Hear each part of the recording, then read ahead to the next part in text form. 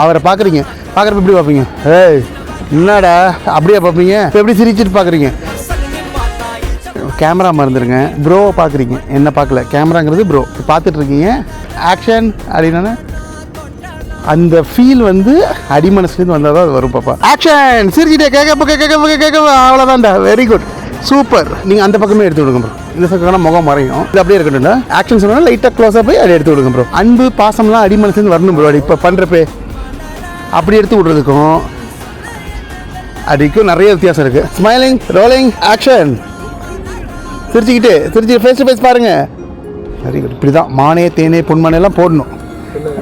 அப்படி very good.